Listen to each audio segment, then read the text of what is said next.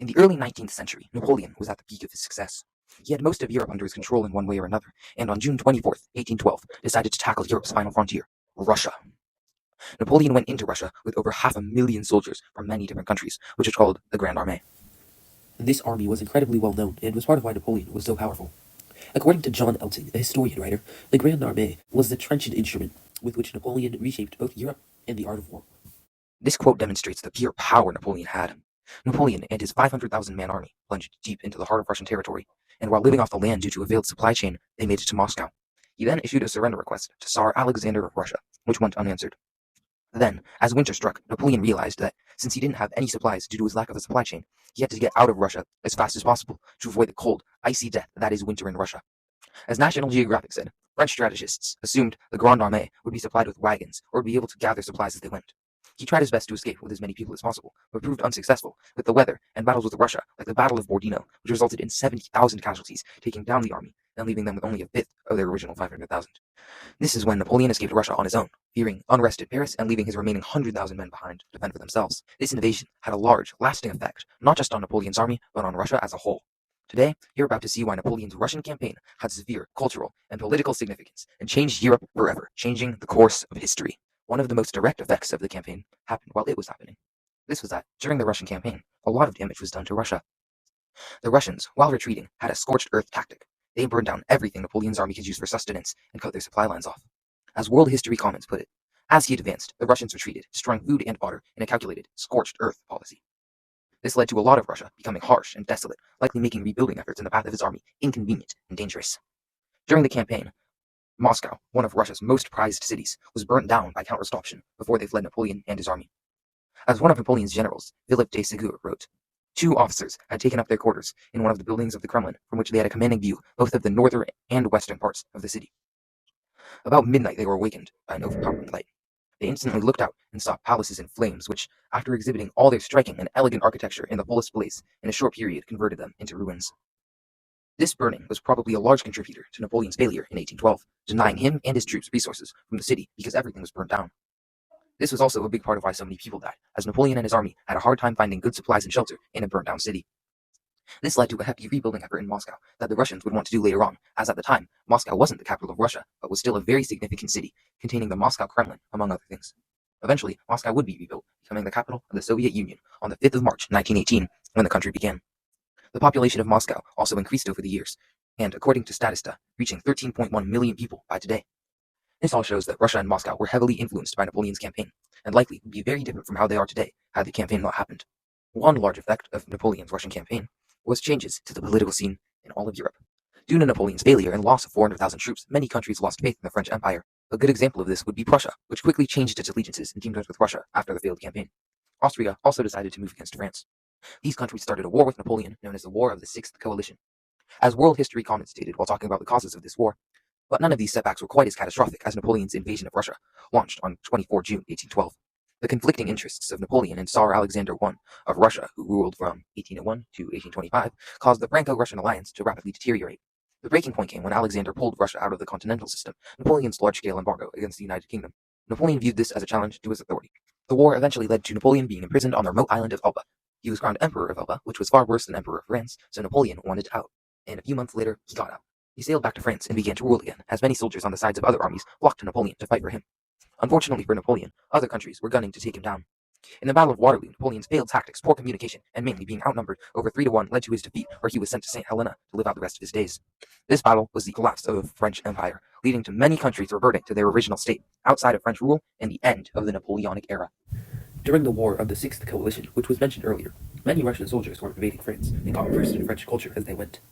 This was probably because Russian troops weren't as interested in destroying France, just Napoleon, and French citizens either were too scared or didn't care enough to try to stop them. Soldiers would sometimes stay at the houses of French people while moving through France, sometimes staying for up to 6 weeks, and could work, getting paid in wine or other things if they did. Most troops were allowed to live in apartments in low-level areas, while higher-level troops, like officers, could live in fine estates or luxury hotels. The Russians also noticed French decorations, like flowers and other decorations, for the first time. This led to them being exposed to more types of style and likely using different styles themselves.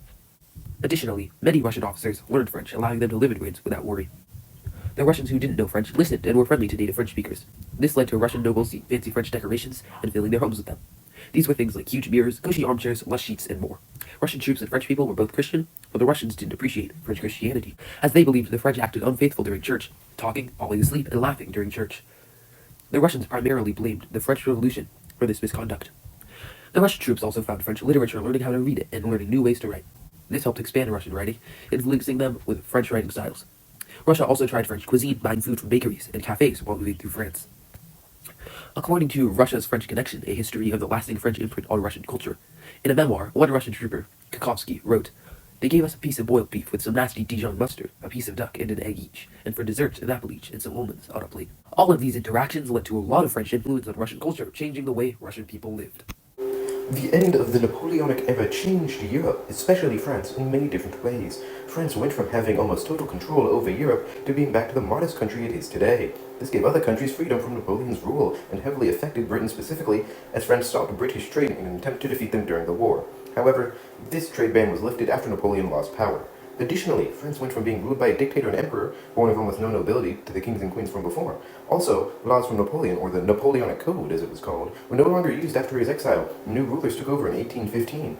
According to Lumen Learning, the Napoleonic Code was promulgated as the Civil Code of the French, Code Civil des Français, but was renamed the Napoleonic Code, called Napoleon, from 1807 to 1815, and once again after the Second French Empire, which was 1852 to 1857. This means it started being called the Civil Code of the French, but got rebranded in 1807 until 1815, when the code was removed, as the Napoleonic Code. This code changed the lives of French citizens, giving them more or less rights depending on who they were. The code had problems with women's rights, taking them away in many ways, and giving the code a reputation for taking a few steps back in women's rights. According to the Library of Congress's account, Twilight of the Goddess by Madeline Gutworth, the artificiality and anachronism of the Revolution's representation of women were ratified by the Napoleonic Code. This basically meant that the Napoleonic Code had older, more traditional rules surrounding women. One law from the Napoleon Code states, on husbands and wives, separation of goods can only be sued for in court by the wife whose dowry is put in peril, and when the disorder of the husband's affairs gives room to fear, the goods of the latter will not be sufficient to satisfy the prior claims and demands of the wife. Every voluntary separation is null. This meant that husbands could literally take most things from their wives and face no legal repercussions. These laws likely meant that most women were probably happy to have new laws put in place due to Napoleon's defeat, giving them more access to their own possessions, among other things. Unfortunately, kings and queens made laws restricting women's rights even before Napoleon came into power, which were not as extreme as Napoleon's code. One law from before Napoleon gave husbands complete financial control over their wives, which was bad for women as well. The code was pretty horrible, however, it had a few redeeming qualities, and some of its ideas are the framework of laws made today, making it so privileges based on nobility were taken away. This meant that when the code was removed, nobility whose status didn't matter during the code regained it, benefiting them. This clearly shows the campaign was a turning point in history, causing the end of the Napoleonic era, which changed French laws and rules along with the rest of Europe.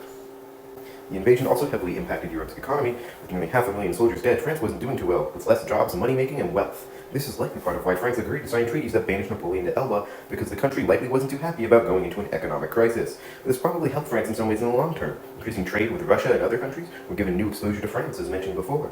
The invasion also cost other countries a lot of money. Russia experienced some of what France did was in terms of people and money during the campaign. Additionally, Napoleon's army was made up of soldiers from other countries, costing them people as well. The Russian campaign also led to the Battle of Waterloo, which cost the British an estimated 1.6 billion today's pounds or more, according to Britannica. The Russian campaign additionally led to the collapse of Napoleon's empire, as said before, and the end of the French stopping British trade, which increased the trade networks, benefiting Britain in the long term, even with the 1.6 billion pound loss. This shows that all of Europe was economically influenced by the Russian campaign, losing a lot of money in the events caused by it.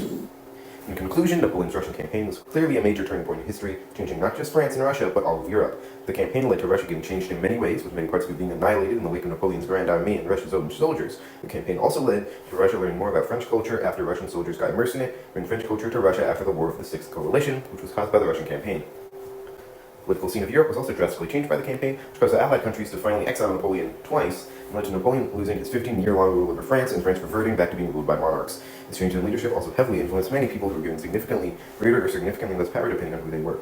The campaign also changed many economies, with many battles costing massive sums of money in the short term, with losses of lives and money across Europe. It also helped a lot of countries' economies in the long term, especially Britain's, as an almost decade-long block on trade was finally lifted, giving them chances to stabilize their economy. As you can easily see, all of these changes and effects make Napoleon's Russian campaign one of, if not the biggest turning point in modern history. We are the champions. We are the champions. No time for losers, 'cause we